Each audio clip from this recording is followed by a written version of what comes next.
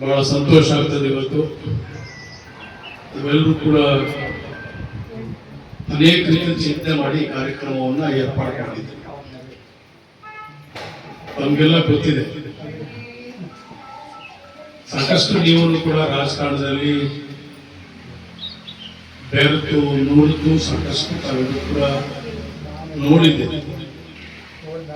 ನಾನು ಈ ಬರುವ 20ನೇ ತಾರೀಕಿಗೆ, ಇವತ್ತು 9ನೇ ತಾರೀಕು, ಈ ತಿಂಗಳು ಮೇ 20ಕ್ಕೆ 3 ವರ್ಷ ನಮ್ಮ ಸರ್ಕಾರ ಬಂದು, ನಾನು 13ಕ್ಕೆ 3 ವರ್ಷ MLA, 13ನೇ ತಾರೀಕಿಗೆ ನಾನು MLA ಆಗಿ 3 ವರ್ಷ ಆದರೆ, ಇದೇ ತಿಂಗಳು 20ಕ್ಕೆ ನಮ್ಮ ಸರ್ಕಾರ ಬಂದು 20ನೇ ತಾರೀಕಿಗೆ 3 ವರ್ಷ ಆಯಿತು. ಸೊ ನಾನು ಈ ಜಿಲ್ಲೆಯವನು, ಈ ತಾಲೂಕಿನ ಮಗ, ಈ ಜಿಲ್ಲೆಯ ಮಗ. ನಾನು ಕೂಡ ನೀವೆಲ್ಲರ ಆಶೀರ್ವಾದದಿಂದ, ನಿಮ್ಮ ಹೋರಾಟದಿಂದ, ನಿಮ್ಮ ಬೆವರಿಂದ ನನ್ನನ್ನು ಒಬ್ಬ ಸೇವಕನಾಗಿ, ನೀವು ಮನೆ ಮಗನಾಗಿ ನನಗೆ ನಿಮ್ಮ ಸೇವೆ ಮಾಡಲಿಕ್ಕೆ ನನಗೆ ಅವಕಾಶ ಮಾಡಿಕೊಟ್ಟಿದ್ದೀರಿ. ನಿಮ್ಮ ಪಾದಕ್ಕೆ 1 ಕೋಟಿ ನಮಸ್ಕಾರ ಕೂಡ ನಾನು ಪ್ರೀತಿಸಿದ್ದೀನಿ. ಕೂಡ ಇವತ್ತು ನಾವು ಸಾಕಷ್ಟು ರೀತಿಯಲ್ಲಿ ಇಂಥ ಚಿಂತನೆಯನ್ನು ಮಾಡಬೇಕಾಗ್ತದೆ. ಇವತ್ತೇನು ನೀವು ಈ ಕಾರ್ಯಕ್ರಮದ ಚಿಂತನೆ ಮಾಡಿ ನೀವು ಪಕ್ಷವನ್ನ ಇನ್ನೂ ಹೆಚ್ಚಿನ ರೀತಿಯಲ್ಲಿ ಸಂಘಟನೆ ಮಾಡಬೇಕು, ಶಕ್ತಿ ಕೊಡ್ಬೇಕಂತ ಏನು ನಾವು ಪಕ್ಷ ಬಿಟ್ಟಿರೋಣ ಅಥವಾ ಬೇರೆ ಪಕ್ಷರಾಗಿರ್ಬೋದು, ಎಲ್ಲರೂ ಕೂಡ ಚಿಂತನೆ ಮಾಡಿ ನಮ್ಮೂರು ಉದ್ಧಾರ ಆಗಬೇಕು, ನಮ್ಮ ಕ್ಷೇತ್ರ ಉದ್ಧಾರ ಆಗಬೇಕು, ನಮ್ಮ ಬೀದಿಗಳು ಉದ್ಧಾರ ಆಗಬೇಕು, ನಮ್ಮ ಜನಕ್ಕೆ ಅನುಕೂಲ ಆಗಬೇಕು, ನಮ್ಮ ಮಕ್ಕಳಿಗೆ ಅನುಕೂಲ ಆಗಬೇಕು ಅಂತ ಹೇಳಿ ಏನು ಚಿಂತನೆ ಮಾಡಿ ಇವತ್ತು ಕಾಂಗ್ರೆಸ್ ಪಕ್ಷಕ್ಕೆ ತಾವು ಬೆಂಬಲವನ್ನು ಕೊಡ್ತಾ ಇದ್ದೀರಿ. ಅದು ಇವತ್ತು ಬಹಳ ಮುಖ್ಯ. ಇವತ್ತು ತಾವು ಗಮನಿಸಿ, ಸುಮಾರು 25-30 ವರ್ಷ ನಮ್ಮ ರಾಜಣ್ಣ ಅವರು, XML ಅವರು JDS ಅಲ್ಲಿ ಇದ್ರು, ಅಲ್ಲಿ ಶಾಸಕರು ಕೂಡ ಆಗಿದ್ರು. ಆದ್ರೆ ಸರಿಯಾದ ರೀತಿಯಲ್ಲಿ ಜನಗಳಿಗೆ ಅವರೇನು ನನಗೇನು ಆಗಿಲ್ಲ ಅಂತ ಬರಲಿಲ್ಲ. ಅವ್ರು MLA ಆದ್ರೂ ಕೂಡ ನಾನೇನು ಜನಗಳಿಗೆ ಸಹಾಯ ಮಾಡಕ್ ಆಗ್ಲಿಲ್ವಲ್ಲ, ನನ್ನಿಂದ ಏನು ಉಪಯೋಗ ಆಗ್ಲಿಲ್ವಲ್ಲ ಅಂತ ಹೇಳಿ ಅವರು ಬೇಸತ್ತು ಒಬ್ಬ ಶಾಸಕನ ಆದ್ಮೇಲೆ ಅವರ ಪಕ್ಷವನ್ನು ತೋರಿದು ನಮ್ಗೆ ಸೇರ್ಕೊಳ್ತಾರೆ. ನಮ್ಮ ಬೈರೇಗೌಡ, ಓರಿ ಬೈರೇಗೌಡ, ಅವರು ಕೂಡ JDS ಅಲ್ಲಿ ಇದ್ದವರು. ಇವತ್ತು ನಮ್ಮ ರೈಲ್ ನಾಗಣ್ಣ, ಅವರು ಕೂಡ JDS ಅಲ್ಲಿ ಇದ್ದವರಲ್ಲ. ಅವರು 25-30 ವರ್ಷ ಅವರು ಎದೆ ಕೊಟ್ಟು ಹಗಲು ಬೆಳಗ್ಗೆ JDSಗೆ ಕೆಲಸ ಮಾಡಿ, ಯಾಕೆ ಇವೆಲ್ಲ ಬರ್ತಿರೋದು, ನನ್ನ ಮನೆ 27ನೇ ವಾರ್ಡ್ಗೆ ನಾನು ಅಭಿವೃದ್ಧಿ ಕೆಲಸಗಳಿಗೆ ಚಾಲನೆ ಮಾಡಿಕೊಡಕ್ಕೆ ಹೋಗಿದ್ದೆ.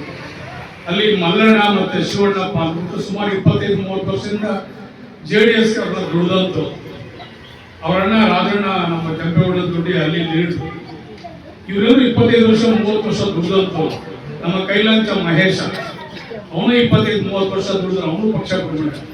ಈ ಮಲ್ಲಣ್ಣ ಶಿವಣ್ಣ 27ನೇ ವಾರ್ಡಲ್ಲಿ ಅವರು 25 ವರ್ಷ ದುಡ್ಡು, ಅವರು ಪಕ್ಷ ಬಿಟ್ಟು ನಿನ್ನೆ ಪಕ್ಷ ಸೇರ್ಕೊಂಡ್ರು. ಭದ್ರಪ್ಪ ತಾಲೂಕ್ ಪಂಚಾಯತಿ ಅವರಿಗೆ ಮೆಂಬರ್ ಆಗಿದ್ರು, ಅವರು ಕೂಡ ನಮ್ಮ ಜೊತೆ ಸೇರ್ಕೊಂಡ್ರು. ಅಶ್ವಥ್ ಅಂತ ಇದ್ರು, ನಮ್ಮ ಕೈಲಾಂಚ ಇದ್ರು, ಅವರು ಸೇರ್ಕೊಂಡ್ರು. ಅಂತೇಳಿ ನಮ್ಮ ಅಶ್ವಥ್ ಸೇರ್ಕೊಂಡು, ನಮ್ಮ ಜನತಾ ನಾಗೇಶ್, ಆಮೇಲೆ ಇವರು ನಮ್ಮ ಬಿಜೆಪಿ ಗೋವಿಂದ ರಾಯ್. ನಾನು ಈಗ ಲೆಕ್ಕ ಹಾಕಕ್ಕೆ ಹೋದ್ರೆ 100 ಜನ ಇವತ್ತು ಅವರೆಲ್ಲರೂ ಕೂಡ ಬೇರೆ ಪಕ್ಷದಲ್ಲಿ ಇದ್ದು ದುಡಿದು ಏನೂ ಪ್ರಯೋಜನ ಇಲ್ಲದೆ ಕಾಂಗ್ರೆಸ್ ಪಕ್ಷಕ್ಕೆ ಇವತ್ತು ನನಗೆ ಶಕ್ತಿ ತುಂಬಬೇಕಂತ ಹೇಳಿ ಇವತ್ತು ಬರ್ತಾ ಇದ್ದಾರೆ ಅಂತ ಹೇಳಿದ್ರೆ ಅದಕ್ಕಿಂತ ದೊಡ್ಡ ಗೌರವ, ಕೀರ್ತಿ ಇನ್ನು ಬೇರೆ ಯಾವುದೂ ಇಲ್ಲ. ಯಾತಕ್ಕೆ ಬರ್ತಾ ಇದ್ದಾರೆ ಅಂತ ಹೇಳಿದ್ರೆ ನಮ್ಮೂರ ಬಗ್ಗೆ ಚಿಂತನೆ ಮಾಡ್ತಾ ಇದ್ದಾರೆ. ಇವತ್ತು ರಾಮನಗರ ನಾವು ಗಮನಿಸಬೇಕು, ತಾವೆಲ್ಲರೂ ಕೂಡ ನಮಗೆ ಕುಡಿಯೋಕೆ ನೀರಿಲ್ಲ. ಇಡೀ ರಾಮನಗರಕ್ಕೆ 8 ದಿವಸಕ್ಕೆ 15 ದಿವಸಕ್ಕೆ 20 ದಿವಸಕ್ಕೆ ನೀರು ಬಿಡ್ತಾ ಇದ್ವಿ. ಇವತ್ತು 24 ಗಂಟೆ ಇವತ್ತು ನೀರನ್ನ ಇವತ್ತು ನಾವು ಟೌನ್ಗೆ ನಾವೆಲ್ಲರೂ ಕೂಡ ಇವತ್ತು ಯಾವ ನೀರು ಕುಡಿತಾ ಇದ್ದೋ, ಅರ್ಕಾವತಿ ನೀರು, ಅದು ವೃಷಭಾವತಿ ನೀರು, ಅದು ಡ್ರೈನ್ ನೀರು, ಗಲೀಜ್ ನೀರು, ಅದೆಲ್ಲನೂ ಕೂಡ ನಾವೆಲ್ಲರೂ ಕೂಡ ಅದನ್ನ ಫಿಲ್ಟರ್ ಮಾಡಿ ಕೊಡ್ತಾ ಇದ್ವಿ. ಇಡೀ ಬೋರ್ಗಳ ಮೇಲೆ ನಮ್ಮ ಎಲ್ಲ ಬದುಕನ್ನು ನಾವೆಲ್ಲರೂ ಕಟ್ಕೊಂಡಿದ್ವಿ. ಆದರೆ ಇವತ್ತು ಸಿದ್ದರಾಮಯ್ಯ, ಮುಖ್ಯಮಂತ್ರಿ ಸಿದ್ದರಾಮಯ್ಯ ನೇತೃತ್ವದಲ್ಲಿ, DK ಶಿವಕುಮಾರ್ ನೇತೃತ್ವದಲ್ಲಿ, DK ಸುರೇಶ್ ಅವರ ನೇತೃತ್ವದಲ್ಲಿ ಇವತ್ತು ನಾವು 24 ಗಂಟೆ ಇವತ್ತು ನೆಟ್ಟಲ್ಲಿಂದ ಇವತ್ತು ರಾಮನಗರಕ್ಕೆ 24 ಗಂಟೆ ಕಾವೇರಿ ನೀರು ಕೊಡ್ತಾ ಇದ್ದೀವಿ. ಅದೇ ರೀತಿ ಇವತ್ತು ಚಿಂತನೆ ಮಾಡಿ ಇವತ್ತು ಕಸಬಾ ಮತ್ತು ಕೈಲಾಂಚ 9 ದುಡಿಗೆ 3 ತಿಂಗಳಲ್ಲಿ ಕಾವೇರಿ ನೀರನ್ನು ನಾವು ಕೊಡ್ತೀವಿ. ಮಂತ್ರಿ ಬಳಿಕ ತರ್ತಾ ಇದ್ದೀವಿ.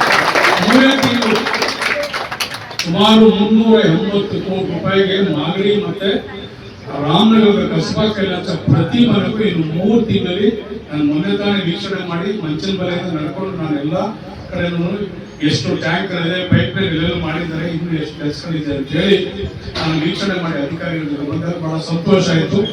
ಇನ್ನು ಕೇವಲ 3-3.5 ತಿಂಗಳಲ್ಲಿ ನಾವು ಯಾವುದೇ ಬೋರ್ವೆಲ್ ಮೇಲೆ ನಾವು ಬದುಕು ಕಟ್ಕೊಳ್ಳುವಂತ ಅವಶ್ಯಕತೆ ಇಲ್ಲ. ಪ್ರತಿಯೊಂದು ಮನೆಗೂ ಕೂಡ ಮಂಚನ ಬಲೆಯಿಂದ ನಾವು ಕುಡಿಯುವ ನೀರಿನ ವ್ಯವಸ್ಥೆಯನ್ನು ನಾವು ಇವತ್ತು ನಿಮಗೆ ತಲುಪಿಸುವಂತ ಪ್ರಯತ್ನವನ್ನು ನಾವು ಕೂಡ ಮಾಡ್ತಾ ಇದ್ದೀವಿ. ಹಾರೋಳಿ ಮೆರವಣಿಗೆ ನಮ್ಮ ಸರ್ಕಾರ ಬಂದು ಮಾನ್ಯ ಸಿದ್ದರಾಮಯ್ಯ ನೇತೃತ್ವದ ಸರ್ಕಾರ, ಡಿ ಕೆ ಶಿವಕುಮಾರ್ ನೇತೃತ್ವದ ಸರ್ಕಾರ ಇವತ್ತು 3 ವರ್ಷ ಪೂರ್ಣ ಮಾಡ್ತಾ ಇದೆ. ಈ 3 ವರ್ಷದ ಅವಧಿನಲ್ಲಿ ನನಗೆ ಸಾಕಷ್ಟು ಶಕ್ತಿಯನ್ನು ಇಬ್ಬರು ಮುಖ್ಯಮಂತ್ರಿಯವರು ಉಪಮುಖ್ಯಮಂತ್ರಿಯವರು ಇಬ್ಬರು ಕೂಡ ನನಗೆ ಶಕ್ತಿಯನ್ನು ಕೊಟ್ಟು ವಿಶೇಷವಾದಂಥ ಅನುದಾನ ಕೂಡ ನನಗೆ ಈ ಕ್ಷೇತ್ರದ ಅಭಿವೃದ್ಧಿಗೆ ಕೊಟ್ಟಿದ್ದಾರೆ. ನಾನು ಹೇಳ್ತೀನಿ, ಭಾಳ ಹೆಮ್ಮೆಯಿಂದ ಹೇಳ್ತೀನಿ, ಸುಮಾರು 2,000 ಕೋಟಿ ಇವತ್ತು ನನ್ನ ವ್ಯಾಪ್ತಿನಲ್ಲಿ ಕೆಲಸ ಕಾರ್ಯಗಳು ನಡೀತಾ ಇದೆ. ಇನ್ನೂ 1-2,000 ಕೋಟಿಗೆ ನಾನು ಮಾನ್ಯ ಮುಖ್ಯಮಂತ್ರಿ ಉಪಮುಖ್ಯಮಂತ್ರಿಗಳಿಗೆ ನಾನು ಅನೇಕ ರೀತಿಯಲ್ಲಿ ವಿವಿಧ ಕ್ಷೇತ್ರಗಳಿಗೆ ಅಭಿವೃದ್ಧಿ ಕೆಲಸಗಳಿಗೆ ನಾನು ಪ್ರಸ್ತಾವನೆ ಕೂಡ ಕೊಟ್ಟಿದ್ದೀನಿ. ಮುಂದಿನ ದಿವಸದಲ್ಲಿ ಇನ್ನು ಅವರೆಲ್ಲ ಹೆಚ್ಚಿನ ಶಕ್ತಿ ಕೊಡ್ತಾರೆ ನನಗೆ. ಸೊ ಇದನ್ನೆಲ್ಲವೂ ಒಟ್ಟಾರೆ ನೋಡಿ JDS ಪಕ್ಷದಲ್ಲಿ ಏನು ಇವತ್ತು 20 ವರ್ಷ 25 ವರ್ಷದಿಂದ ಪಕ್ಷ ಸಂಘಟನೆಗೆ ಒತ್ತನ್ನು ಕೊಡ್ತಾಯಿದ್ರು, ಅವರು ಇವತ್ತು ನನ್ನ ಪರವಾಗಿ, ಕಾಂಗ್ರೆಸ್ ಪಕ್ಷದ ಪರವಾಗಿ ಡಿ ಕೆ ಶಿವಕುಮಾರ್ ಅವ್ರಿಗೆ ಶಕ್ತಿ ಕೊಡಬೇಕು, ಸಿದ್ದರಾಮಯ್ಯವ್ರಿಗೆ ಶಕ್ತಿ ಕೊಡಬೇಕು, DK ಸುರೇಶ್ ಅವ್ರಿಗೆ ಶಕ್ತಿ ಕೊಡಬೇಕು. ಚೆನ್ನಾಗಿ ಕೆಲಸಗಳಾಗ್ತಾ ಇದೆ. ರಸ್ತೆ ಚರಂಡಿ ಇರ್ಬೋದು, ಶಾಲೆಗಳಿರ್ಬೋದು, ದೇವಸ್ಥಾನ ಇರ್ಬೋದು, ನೀರಾವರಿ ಇರ್ಬೋದು, ಎಲ್ಲ ರೀತಿಯಲ್ಲೂ ಕೂಡ ಚಿಂತನೆ ಮಾಡುವಂಥ ಒಂದು ವ್ಯವಸ್ಥೆ ನಮ್ಮ ಕ್ಷೇತ್ರದಲ್ಲಿ ಆಗ್ತಾ ಇದೆ. ಆ ನಿಟ್ಟಿನಲ್ಲಿ ನಾವೆಲ್ಲ ಯಾಕೆ ನಮ್ಮೂರ ಬಗ್ಗೆ ಆಲೋಚನೆ ಮಾಡಬಾರ್ದು, ಯಾಕೋ ನಮ್ಮ ಕ್ಷೇತ್ರದ ಬಗ್ಗೆ ನಾವು ಆಲೋಚನೆ ಮಾಡಬೇಕಂತೇಳಿ ನಾನು ಎಲ್ಲ ಅವರೆಲ್ಲ ಗಮನಿಸ್ತಾ ಇದ್ದೀನಿ. ಮೊನ್ನೆ 27ನೇ ವಾರ್ಡಲ್ಲಿ ತಾವು ಗಮನಿಸಿರ್ಬೋದು, ಅವರೆಲ್ಲ 25-30 ವರ್ಷ ಅಲ್ಲಿ ಪ್ರಮುಖವಾದಂಥ ಸ್ಥಾನದಲ್ಲಿದ್ದವರು, ಪಕ್ಷನ ಬೇರು ಸಮೇತ ಕಟ್ತಂಥವ್ರು, ದೇವೇಗೌಡರಿಗೆ ಕರ್ಕೊಂಡ್ಬಂದಂಥವ್ರು ಅವರೆಲ್ಲರೂ ಕೂಡ ಕುಮಾರಸ್ವಾಮಿ ಅವರಿಗೆ ನಿಷ್ಠೆಯಿಂದ ಪ್ರಾಮಾಣಿಕವಾಗಿ ಕೆಲಸ ಮಾಡಿದಂಥವ್ರು ಇವತ್ತು ಪಕ್ಷ ತೋರೋದು ಇವತ್ತು ನನ್ನ ಜೊತೆಲಿ ಕೆಲಸ ಮಾಡೋಕ್ಕೆ ಇವತ್ತು ಒಂದು ಹೆಜ್ಜೆ ಮುಂದೆ ಇಟ್ಟಿದ್ದಾರೆ. ನಾನು ನಿಜಕ್ಕೂ ಅವ್ರಿಗೆಲ್ಲರೂ ಕೂಡ ನನ್ನ ಪಕ್ಷದ ಪರವಾಗಿ, ನನ್ನ ವೈಯಕ್ತಿಕ ಪರವಾಗಿ ಅವರೆಲ್ಲರೂ ಕೂಡ ಅಭಿನಂದನೆ ಸಲ್ಲಿಸ್ತೀನಿ. ಇದು ನಿರಂತರವಾಗಿ ಎಲ್ಲ ಊರಲ್ಲೂ ಕೂಡ, ಎಲ್ಲ ಹಳ್ಳಿ ಭಾಗದಲ್ಲಿ, ಪಟ್ಟಣ ವ್ಯಾಪ್ತಿಯಲ್ಲಿ ಈ ಕೆಲಸ ಪ್ರಾರಂಭ ಆಗಿದೆ. ಅವ್ರಿಗೊಂದು ಅರಿವಾಗಿದೆ. JDSನವರು ಬರೀ ರಾಜಕಾರಣಕ್ಕೋಸ್ಕರವಾಗಿ ಅವರೆಲ್ಲರೂ ಕೂಡ ಬಂದರು, ರಾಜಕಾರಣದಲ್ಲಿ ಅವರೆಲ್ಲರೂ ಕೂಡ ಶಕ್ತಿಯನ್ನು ಪಡೆದ್ರು, ಆದರೆ ನಮ್ಮ ಬಗ್ಗೆ ಯಾವತ್ತೂ ಕೂಡ ಚಿಂತನೆಯನ್ನು ಮಾಡಲಿಲ್ಲ ಅಂಥೇಳಿ ಅವ್ರಿಗೆ ಈಗ ಮನವರಿಕೆ ಆಗಿದೆ. ಸೊ ಆ ಮನವರಿಕೆ ಇವತ್ತು ಅವ್ರಿಗೆ ಪಾಪ ಬೇಸರ ತಂದು ಇವತ್ತು ಅವರೆಲ್ಲರೂ ನನಗೆ ಶಕ್ತಿ ಕೊಡಲಿಕ್ಕೆ ಒಂದು ಹೆಜ್ಜೆ ಮುಂದೆ ಬಂದು ಕೆಲಸ ಮಾಡ್ತಾ ಇದ್ದಾರೆ.